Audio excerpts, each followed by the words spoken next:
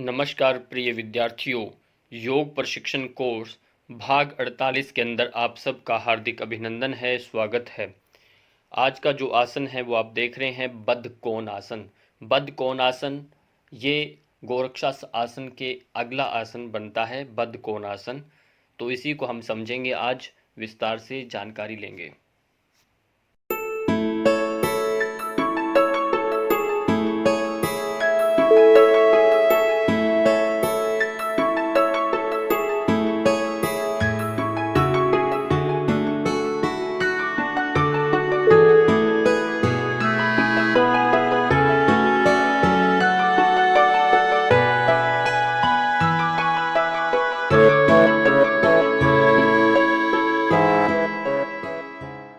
बद्ध कोणासन। बद्ध कोणासन का नाम और शब्दार्थ इस तरह से हैं। बद्ध का अर्थ होता है बांधना, बंधा हुआ। कोण का अर्थ होता है कोना है। इस आसन में साधक पांव के पंजों को बांधकर एक कोण के समान आकृति बनाता है, अतः इसे बद्ध कोणासन कहते हैं। इसी के साथ नामकरण देखें तो संस्कृत में बद्ध कोणासनम, हिंदी में बद्ध कोण आसन और अंग्रेजी में बाउंड एंगल पोज के नाम से जाना जाता है। आसन का क्रम समझिए किस तरह से किया जाता है। सबसे पहले दोनों पैरों को सामने फैलाकर बैठ जाते हैं। घुटनों को मोड़कर, तलवों को मिलाकर एड़ियों को शरीर के साथ मिलाते हैं। घुटने और पैर के पंजे भूमि पर स्पर्श कराएं। इसमें श्रोणि प्रदेश, नितंब और प्रजनन इंद्रियां एड़ी के पीछे रहती हैं। सामान्य श्वास प्रश्वास के साथ हाथों को नितंबों के पीछे इस प्रकार रखते हैं कि अंगुलियां बाहर की ओर रहें। शरीर को सामने की ओर झुकाते हुए ऊपर उठाते हैं कि पांव जमीन के लंबवत हो जाएं। इस तरह से जब आप पूर्णतः स्थिति बना लेंगे गोरक्षासन की तरह, फिर आगे का क्रम जो बनता है वह ये है। फिर दोनों हाथों से पांव के पंजों को पकड़ लेंगे। श्वास भरते हुए मेरुदंड को पूर्णतः सीधा करेंगे और सामने की ओर देखते हैं।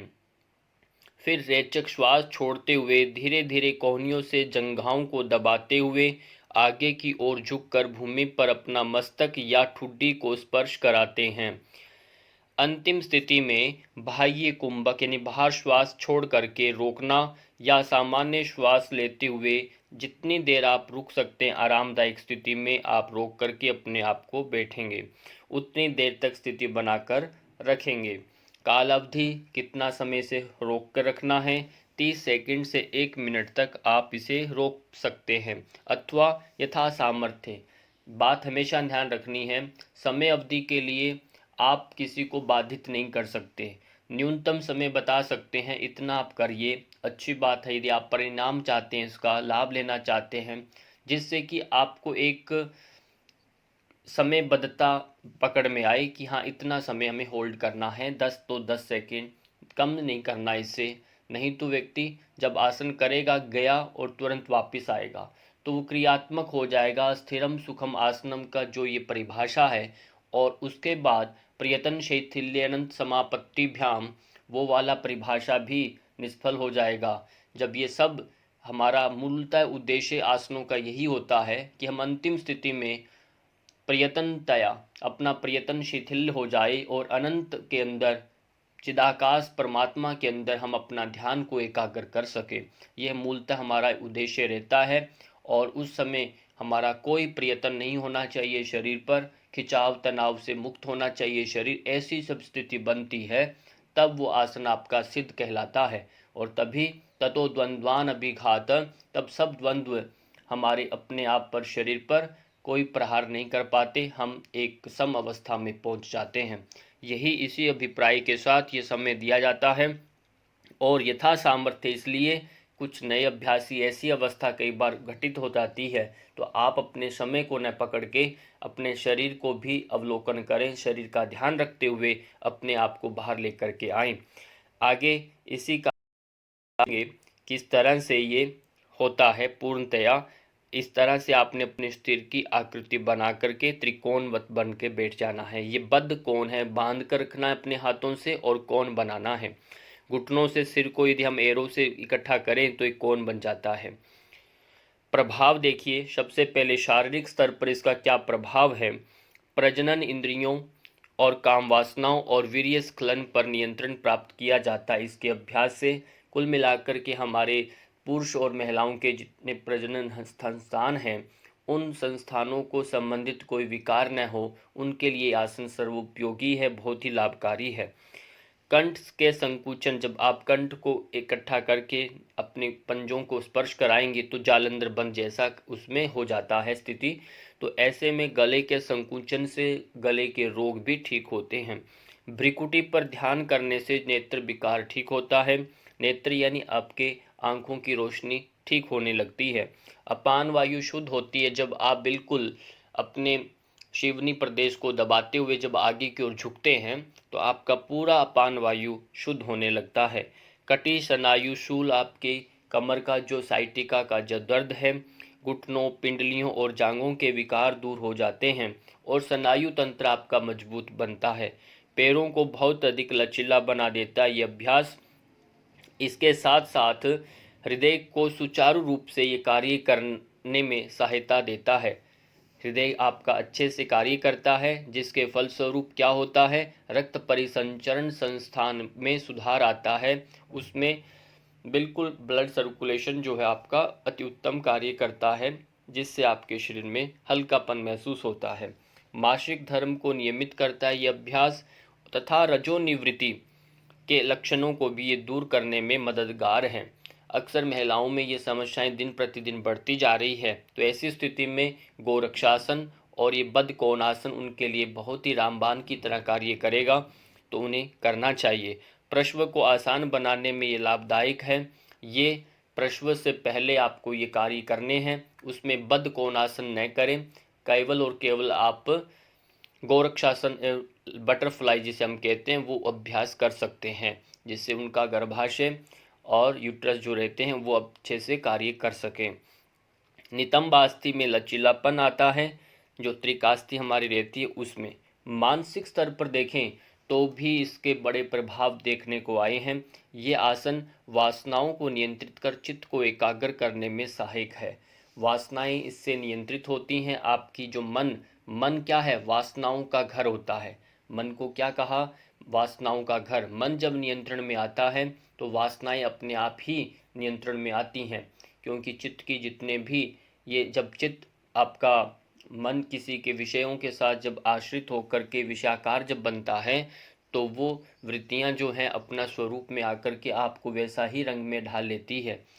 तो ऐसी स्थितियों में तो वासनाएं जो हैं आप पर हावी होती हैं। तो मन यदि आपका नियंत्रण में, अंकुश में आता है राजा जब, तो उनकी प्रजाएं जो 10 इंद्रियां हैं वो भी आपके नियंत्रण में आती हैं। इसलिए चित्त को एकाग्र करने में आसन बहुत ही लाभकारी है।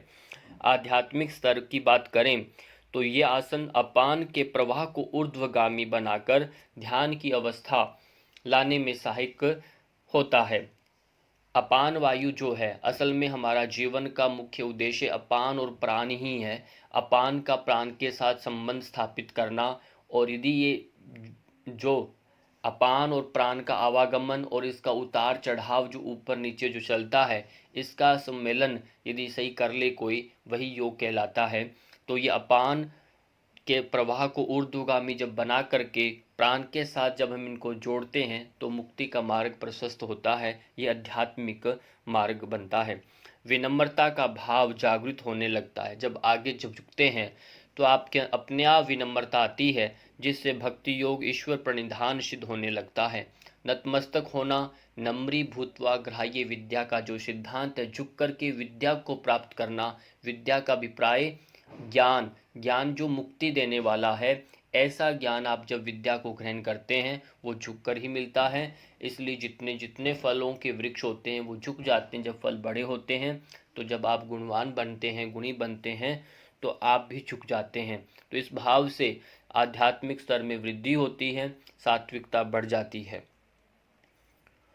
मांसपेशियों पर प्रभाव देखें तो आप देख सकते हैं जब जैसे ही आगे आप झुकेंगे तो रीढ़ की हड्डी में खिंचाव आएगा, कंधों में आएगा, आपकी पिंडलियों में, अपने नितंब अस्थियों में पीछे पूरा खिंचाव आता है। ऐसी मांसपेशियों पर खिंचाव जब बनता है तो ये मांसपेशियां भी अपने आप में एक शिथिल होती हैं, रिलैक्स होती हैं, जिससे इनका जो कार्य होता है वो अच्छे से कर पाती हैं। तो ये भी आप इनके नाम से इनको याद रखिए। तो मांसपेशियों के प्रभाव होने के बाद हम जानेंगे चक्रों पर प्रभाव। इस आसन का जो प्रभाव है चक्रों में, सबसे पहले मूलाधार चक्र जो है ये प्रभावित होता है, और स्वादिष्ठान। ये दो प्रमुख हमारे चक्र हैं। सबसे पहले जब इनका ये कहें, मूलाधार या आपका बिल्डिंग जो इमारत है, जो मंजिल आप जो भवन निर्माण करने जा रहे हैं योग का ऊपर, उसमें ये एक मूल नींव है। नींव के पत्थर बनने के लिए ये पहले चक्र दोनों आपको अच्छे से सिद्ध करने होंगे। इनका भेदन करना जरूरी है ब्रह्म ग्रंथि का। और इसके बाद आज्ञा चक्र। आज्ञा चक्र अंतिम चरण है, अंतिम यात्रा है। ये आपका त्रिवेणी संगम है। तो यहाँ राजयोग की जब प्राप्ति होती है तो सहस्रार चक्र का द्वार अपने आप ही खुल जाता है। तो चक्रों के बाद ग्रंथियों पर प्रभाव देखेंगे। जनन व शुक्र ग्रंथि। जनन व शुक्र ग्रंथि पर प्रभाव पड़ता है। पुरुष महिलाओं के दोनों जो शुक्र जनन ग्रंथियां हैं, तो इन दोनों को विशेष प्रभावित करता है। इसलिए इस अभ्यास से तो पुरुषों में धातु का दोष है, या सप्त धातुओं में या धातु दोष की वजह से कोई भी कारण बने संतान उत्पत्ति के लिए, और नपुंसकता का जो उसमें रहता है कमी, उसमें पुरुषत्व की और या स्त्रीत्व की जो कमी आती है वो इससे बैलेंस होती है, और हम दीर्घायु बनते हैं और लंबे समय तक युवा रहते हैं। ये ग्रंथियों से संबंधित हैं। ग्रंथियों से शरीर में एक हार्मोन स्रावित होता है, जिससे ये पूरा हमारे अंदर भावों का, विचारों का उद्गम होने लगता है। अगला है इसमें वृक्क ग्रंथि, एड्रिनल जो ग्लैंड हम जिनको कहते हैं, ये बहुत ज़रूरी है।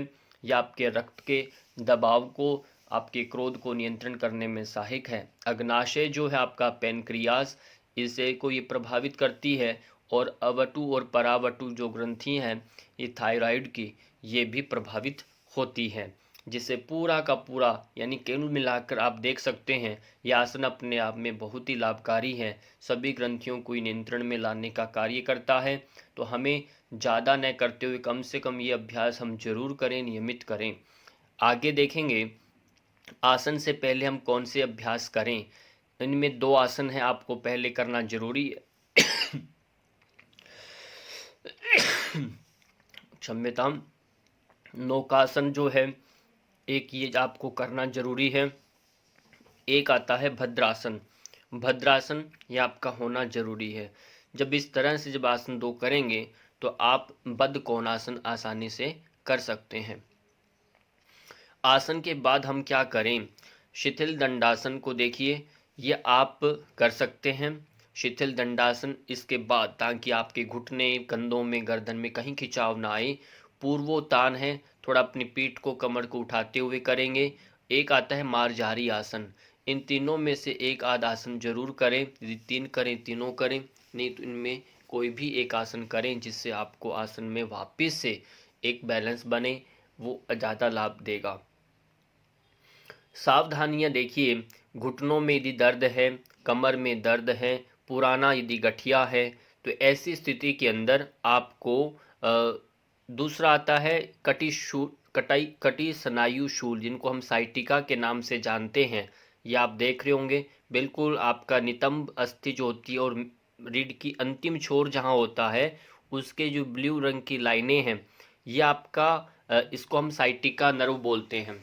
ये साइटिका नर्व जो होती है, इनमें जब ब्लॉकेज आती है, क्यों आती है, जब हम इकट्ठे होकर बैठे रहते हैं, सीधे कमर रखते नहीं हैं, सिटिंग जिनका ज़्यादा होता है, तो ऐसी स्थितियों में यहाँ पर ये नर्व ब्लॉक होने लगती है, जिससे पाँव में मोटापे की वजह से पाँव में दर्द आना शुरू हो जाता है। तो ये ध्यान रखना, ये आसन उसके लिए भी लाभकारी है। लाभकारी नहीं, सॉरी, इसमें ये अभ्यास नहीं करना जिनका ऐसी स्थिति है। तो कमर का दर्द, घुटनों का दर्द है। और अगला आता है बवासीर। जिनको पाइल्स का प्रॉब्लम है, अर्श है, ऐसी स्थिति में भी वो अभ्यास ये नहीं कर सकते। तो ये कुछ विशेष बातें हैं, इनके लिए ये आपको किसी योग्य प्रशिक्षक सानिध्य में अपनी स्थिति का देखते हुए फिर ही अभ्यास करवाना है, करना है। और विशेष बातें ये हैं, यथाशक्ति मेरुदंड को आप अपना जितना हो सके सीधा रखें और आगे झुकते हुए भी अपनी कमर को खींच के रखें। दृष्टि जो आपकी भ्रिकुटी यानी आपके बिल्कुल आज्ञा चक्र पर बनी रहे। इस तरह से आप जब अभ्यास करेंगे और अपनी स्थितियों पर ध्यान देंगे तो निश्चित रूप से आपको ज़्यादा लाभ देने वाला होगा आसन। और आगे इन्हीं का हम वीडियो और विशेष बातों को जानेंगे। अभी हम अभ्यास देखेंगे बद्ध कोणासन का।